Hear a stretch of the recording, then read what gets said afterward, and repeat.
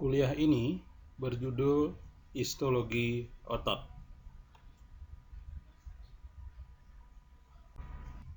Pada materi kuliah ini akan dibahas tentang struktur dari sel-sel yang menyusun jaringan otot, kemudian macam-macam jaringan otot. Selanjutnya akan dibahas tentang unit kontraksi pada sel otot, kemudian mekanisme kontraksi dari otot, dan yang terakhir, jaringan ikat yang membungkus jaringan otot.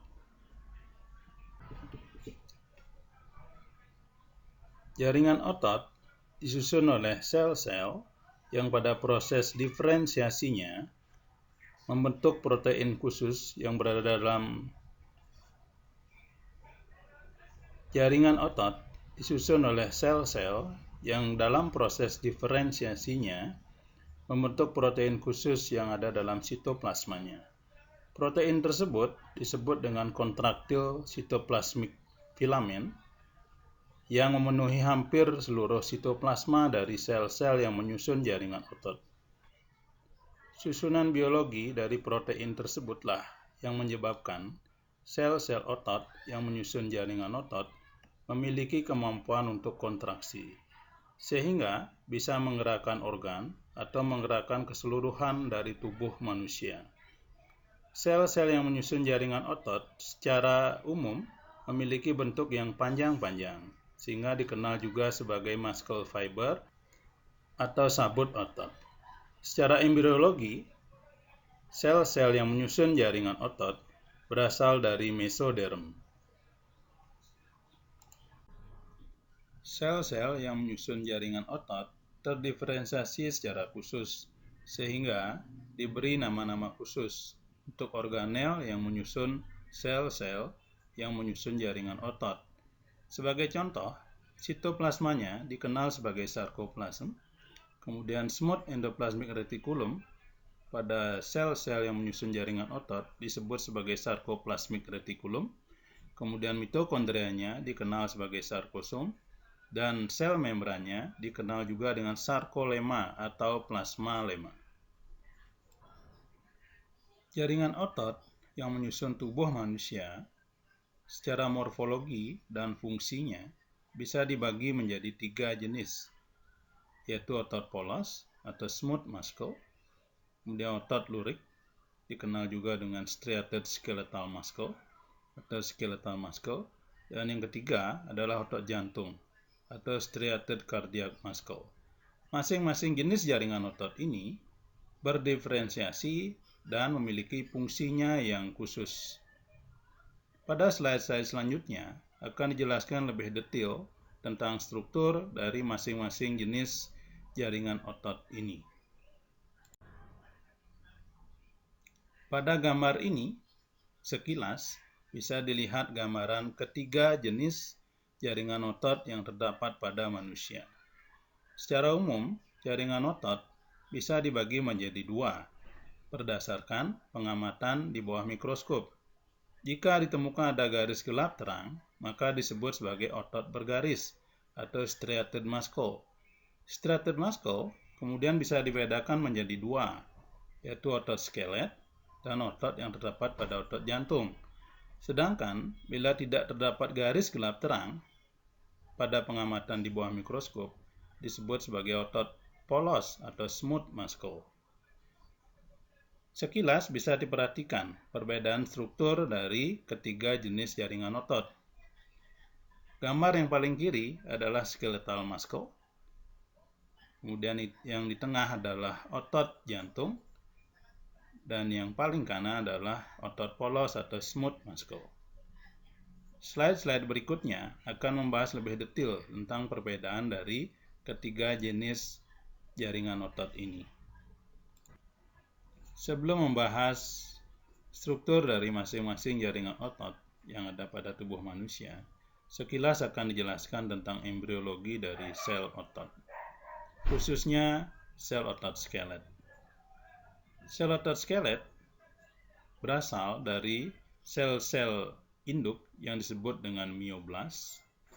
Mioblast ini kemudian menyatu menempel satu dengan yang lainnya, dan batas-batas selnya hilang atau selnya mengalami fusi dan menyatu, dan membawa serta inti sel yang dia bawa, sehingga hasilnya adalah terbentuk sel yang sangat panjang yang berbentuk silinder yang menyusun otot skelet, dan inti selnya banyak atau multinucleated. Ada sel yang disebut dengan sel satelit yang berasal dari sel induk juga, tapi tidak ikut membentuk sel otot skelet. Dia tetap berada di luar dari sel otot skelet, dan sel ini banyak fungsinya untuk fisiologi dari jaringan otot skelet khususnya, yaitu misalnya untuk pertumbuhan sel otot skelet setelah dewasa, untuk repair jika ada kerusakan pada otot skelet. Embriologi dari sel-sel otot yang lain mirip dengan embriologi dari sel otot skelet, tapi ada beberapa perbedaan.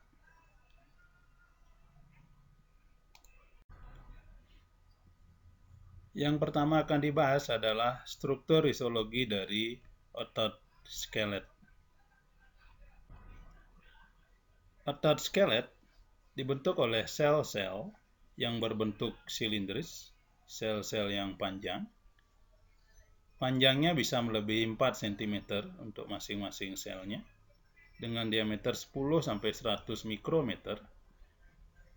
Inti sel pada satu sel yang panjang tersebut sangat banyak atau lebih dari satu. Hal ini terjadi karena sel otot skelet merupakan gabungan-gabungan dari banyak myoblas yang membentuk sinsisium atau sel-selnya menyatu dan membawa serta inti selnya.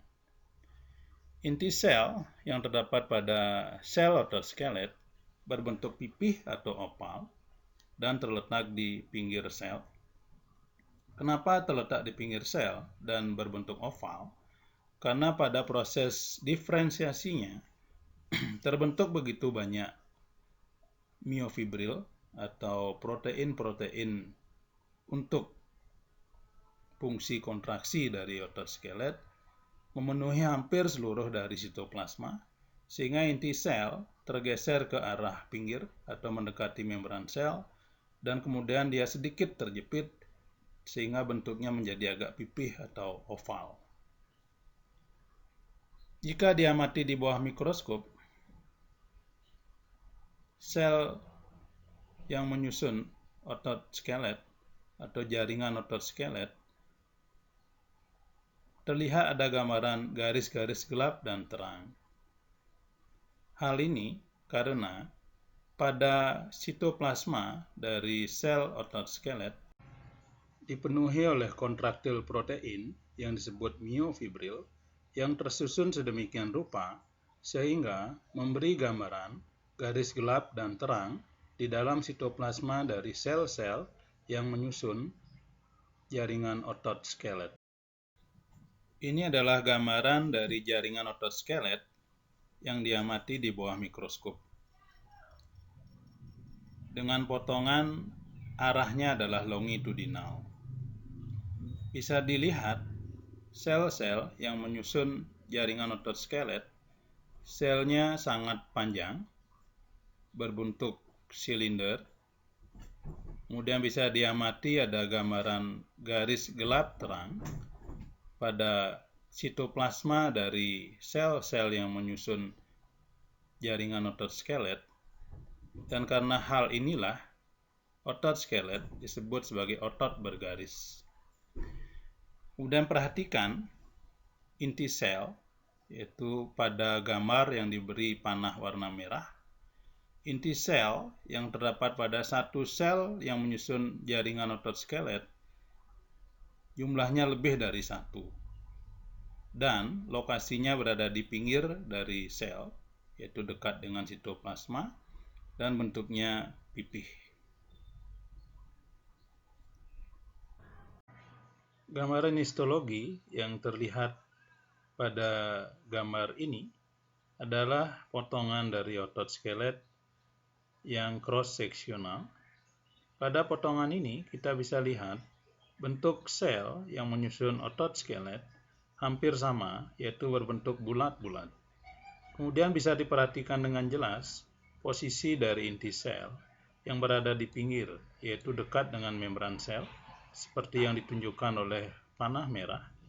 Kemudian bisa dilihat juga jaringan ikat yang membungkus jaringan otot skelet, yaitu yang berwarna putih, yang disebut dengan endomysium, yang membungkus satu sabut otot. Kemudian pada lapisan lebih luar yang membungkus beberapa sabut otot, yaitu jaringan ikat yang lebih kuat, disebut dengan perimysium. Pada penampang ini, kita tidak bisa melihat adanya gambaran garis gelap dan terang. Pada gambar ini, bisa kita bandingkan gambaran histologi otot skelet yang dipotong longitudinal dan yang dipotong secara transversal. Yang pertama bisa kita amati adalah muscle fiber atau sabut-sabut dari sel yang menyusun otot skelet pada potongan transversal, yaitu pada gambar yang paling atas, dan potongan longitudinal, gambar yang bawah. Kemudian, garis gelap terang hanya bisa kita amati pada potongan longitudinal, sedangkan pada potongan transversal atau cross-seksional kita tidak bisa mengamati garis gelap dan terang.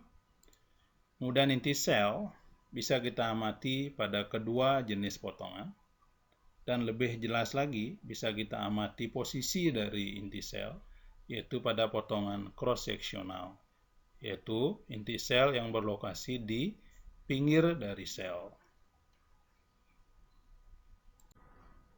Pada slide sebelumnya, sudah disebutkan bahwa pada gambaran histologi dari otot skelet, yaitu pada potongan longitudinal, jika kita amati di bawah mikroskop, akan terlihat adanya gambaran garis gelap dan terang. Garis gelap dan terang ini disusun oleh pita gelap dan pita terang, yaitu pita gelap disebut sebagai A-band atau anisotrope band, kemudian pita terangnya disebut sebagai isotrope band. Gambaran gelap dan terang yang terlihat pada otot skelet dibentuk oleh myofibril yang memenuhi sitoplasma dari sel-sel yang menyusun otot skelet. Kemudian perhatikan pada gambar di sebelah kanan adalah hasil pencitraan dari elektron mikroskop. Sekarang kita bisa melihat gambaran garis gelap dan terang yang dilihat dengan mikroskop cahaya sebenarnya disusun oleh pita-pita yang sudah dijelaskan tadi. Pada gambar di sebelah kanan bisa dilihat lebih jelas apa yang disebut dengan A-band, yaitu pita gelap. Kemudian ada I-band atau pita terang. Kemudian bisa dilihat lebih detail lagi, ada garis yang membagi I-band menjadi dua yang disebut sebagai garis set. Area di antara dua garis set disebut sebagai sarkomer. Sarkomer adalah unit kontraksi dari otot skelet. Sarkomer akan dijelaskan lebih detail pada slide-slide berikutnya. Pada gambar di sebelah kanan juga bisa dilihat ada beberapa gambaran apa yang disebut sebagai H-band, yaitu garis agak terang yang terdapat di tengah dari pita gelap. Kemudian bisa dilihat juga ada gambaran dari mitokondria, yaitu yang diberi huruf M. Mitokondria memang sangat banyak ditemukan pada otot skelet, karena otot skelet pada fungsinya memerlukan banyak energi, yaitu ATP yang diproduksi oleh mitokondria.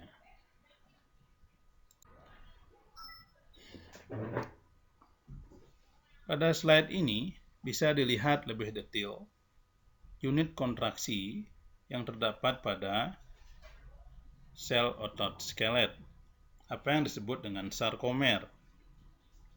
Tadi sudah disebutkan, sarkomer adalah area di antara dua garis set.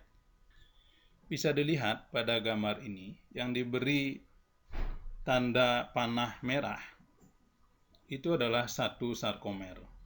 Jadi pada gambar ini bisa dilihat gambaran dua sarkomer yang masing-masing dibatasi oleh dua garis set.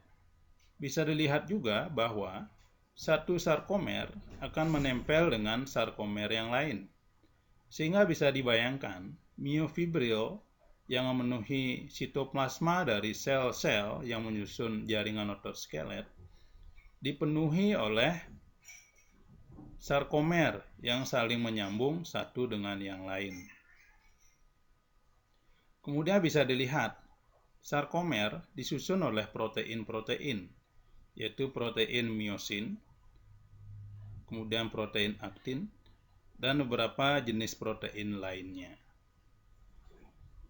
Protein miosin dan protein aktin pada sarkomer tersusun sedemikian rupa, yang disebut dengan susunan parakristalin.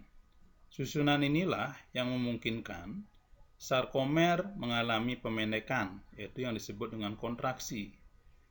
Jadi kontraksi dari sarkomer yang terjadi secara bersamaan menyebabkan kontraksi dari sel otot skelet. Kontraksi dari sel-sel otot skelet yang terjadi secara bersamaan akan menyebabkan terjadinya kontraksi dari jaringan otot skelet, sehingga bisa menyebabkan terjadinya pergerakan pada tubuh. Pada gambar ini bisa dilihat protein yang menyusun satu sarkomer. Satu sarkomer disusun oleh dua jenis protein yang sangat penting. Yang pertama adalah protein miosin yang disebut dengan thick filament. Pada gambar adalah yang berwarna ungu. Miosin berlokasi di tengah dari sarkomer.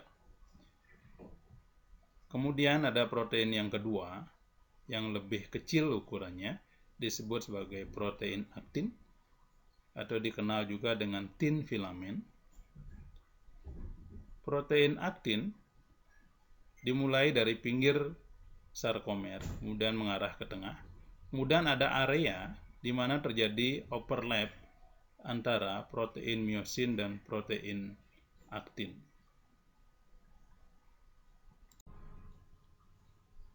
Pada gambar ini bisa dilihat secara keseluruhan bagaimana gambaran garis gelap dan terang yang ada pada sitoplasma dari sel-sel yang menyusun jaringan otot skelet. Jadi perhatikan yang pertama, ini adalah gambaran dari satu sel otot skelet atau satu muscle fiber. Kemudian di dalam sitoplasma dari muscle fiber ini didapatkan ada banyak sekali struktur protein yang panjang yang disebut dengan miofibril. Miofibril, kalau kita telusuri lebih dalam, disusun oleh sarkomer yang saling menyambung satu dengan yang lain, yaitu yang ditunjuk oleh tanda panah merah. Kemudian satu sarkomer, kalau kita lihat lagi lebih dalam, disusun oleh protein, yaitu dua protein yang sangat penting, yaitu protein miosin dan protein aktin. Jadi, gambaran garis gelap dan terang yang terdapat pada jaringan otot skelet sebenarnya dibentuk oleh susunan dari protein miosin dan aktin yang terdapat pada sarkomer, kemudian sarkomer tersusun sedemikian rupa menyusun miofibril, kemudian satu miofibril dengan miofibril yang lain tersusun sedemikian rupa sangat rapi sehingga muncul gambaran garis gelap dan terang atau pita A dan pita I yang bisa kita lihat di bawah mikroskop. Pada gambar ini juga bisa diperhatikan beberapa struktur penting yang ada pada otot skelet atau sel otot skelet, yaitu adanya mitokondria yang sangat banyak sebagai sumber energi.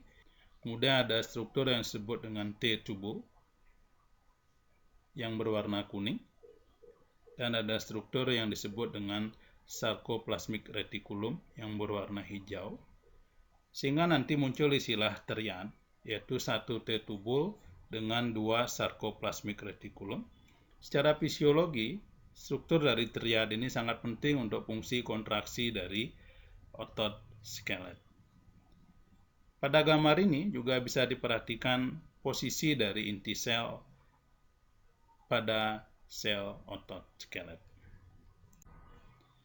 Gambar ini untuk menegaskan lagi penjelasan sebelumnya, bagaimana organisasi dari sarkomer, kemudian tersusun membentuk miofibril, kemudian miofibril tersusun sedemikian rupa, sehingga munculkan gambaran garis gelap dan terang pada sitoplasma dari sel yang menyusun jaringan otot skelet.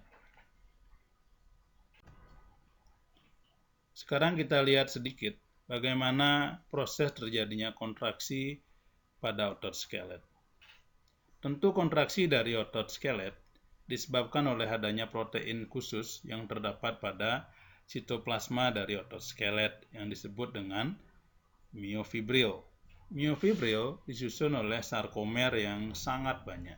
Jadi kontraksi dari otot skelet sebenarnya disebabkan oleh proses pemendekan yang terjadi pada sarkomer yang menyusun miofibril.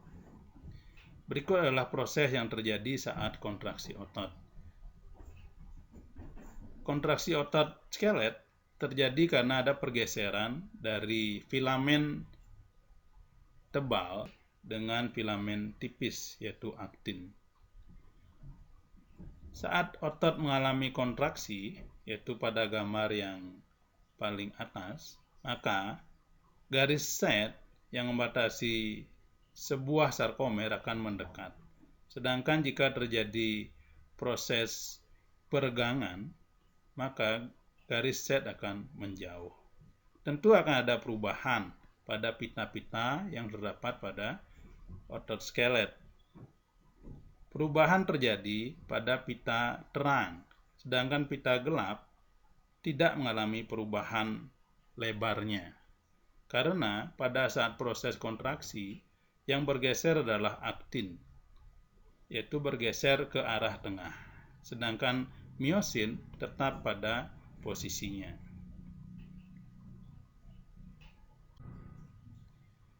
Pada gambar ini adalah proses terjadinya kontraksi pada otot. Perhatikan perubahan yang terjadi pada sarkomer saat otot kontraksi. Coba perhatikan, pita gelap yang berwarna biru tidak mengalami perubahan lebar, sedangkan saat kontraksi pita terang mengalami penyempitan. Jadi saat kontraksi ada pergeseran dari garis Z, yaitu saling mendekat.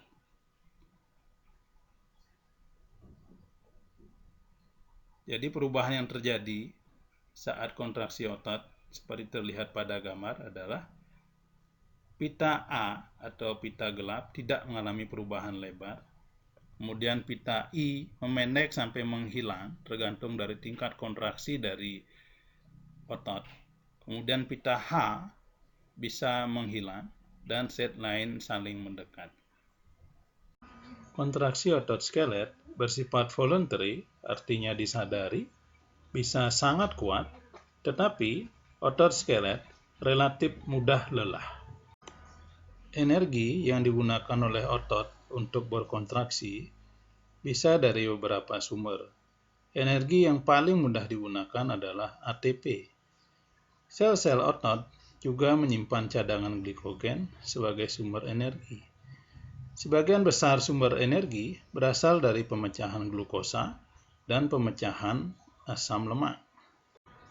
Jika otot harus melakukan aktivitas yang mendadak atau tiba-tiba, maka yang dipakai adalah cadangan glikogen, di mana akan menghasilkan sampah berupa asam laktat melalui metabolisme anaerob. Jika melakukan aktivitas jangka panjang, maka akan terjadi proses pemecahan glukosa dan asam lemak dengan metabolisme aerob.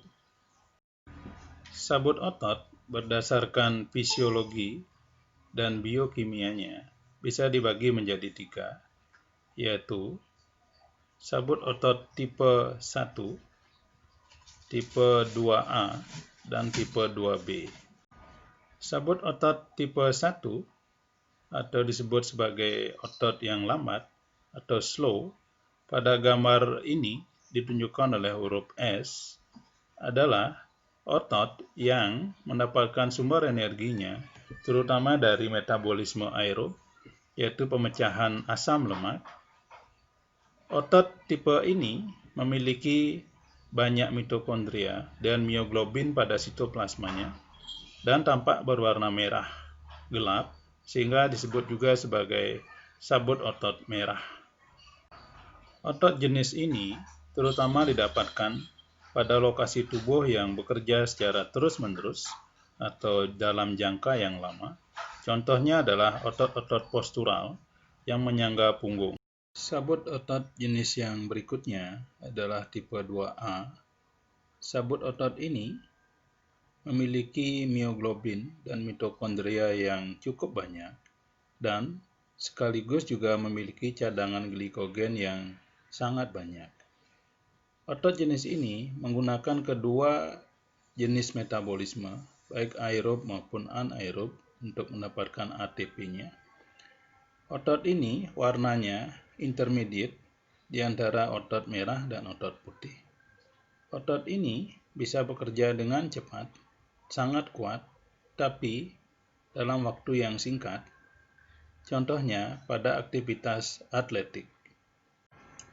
Pada gambar di slide ini, otot tipe intermediate yang diberi huruf I. Jenis sabut otot yang ketiga, yaitu tipe 2B, otot ini tipe cepat. Pada gambar diberi kode huruf F. Otot jenis ini menggunakan sumber energi dari metabolisme anaerob, yaitu dari pemecahan glikogen. Otot ini bisa bekerja dengan cepat, tapi sangat mudah lelah. Biasanya pada otot-otot yang kecil, contohnya otot yang menggerakkan bola mata dan otot pada jari-jari. Otot jenis ini juga dikenal sebagai otot putih, seperti terlihat pada gambar, warnanya paling terang di antara ketiga jenis sabut otot. Jaringan otot atau massa jaringan otot dibungkus dan diorganisir oleh jaringan ikat yang disebut dengan epimysium. Jaringan ikat ini cukup kuat dan tebal. Epimysium kemudian akan masuk ke dalam, membungkus sekelompok jaringan otot, sekelompok sel-sel otot yang disebut dengan fasciculus. Jaringan ikat ini lebih tipis dibandingkan dengan epimysium dan disebut dengan perimysium. Masing-masing satu sel otot skelet dibungkus oleh jaringan ikat yang lebih tipis dan lebih longgar, yang disebut dengan endomysium. Endomysium disusun oleh basa lamina dari sel-sel otot, dan ada bahan ekstraselular matrik yang dibuat oleh sel fibroblast, yaitu misalnya sabut retikuler. Untuk dipahami bahwa jaringan ikat yang membungkus otot adalah satu kesatuan. Jadi, epimysium, perimysium, dan endomysium adalah satu kesatuan jaringan ikat. Sehingga, salah satu peran pentingnya adalah jaringan ikat ini bisa menyatukan kekuatan kontraksi otot yang terjadi. Kemudian, kekuatan tersebut akan diteruskan ke jaringan ikat berikutnya yang nanti akan menempel pada tulang, yang disebut dengan tendon, sehingga bisa terjadi kekuatan yang cukup untuk menggerakkan rangka tubuh. Ini adalah gambaran bagaimana sel-sel otot skelet diorganisir. Perhatikan pada gambar yang paling kanan, satu sel otot skelet yang berbentuk silinder dibungkus oleh jaringan ikat yang disebut dengan endomysium. Kemudian, sekelompok sel-sel otot skelet dibungkus oleh jaringan ikat yang disebut dengan perimysium. Kemudian satu sel otot yang sangat besar tersebut dibungkus oleh jaringan ikat yang lebih kuat dan lebih tebal disebut dengan epimysium. Ini adalah gambar peralihan dari otot menjadi jaringan ikat yaitu tendon. Bisa dilihat pada gambar yang di sebelah kiri, kita masih lihat ada garis-garis gelap terang, ada inti sel. Kemudian pada gambar sebelah kanan, sudah digantikan dengan jaringan ikat, dan masih ada sedikit sisa inti-inti sel. Sabut kolagen yang menyusun tendon, kemudian akan berlanjut dan menjadi satu kesatuan dengan jaringan ikat yang membungkus otot. Sehingga dengan demikian, maka kekuatan kontraksi otot bisa diteruskan dengan baik ke tendon.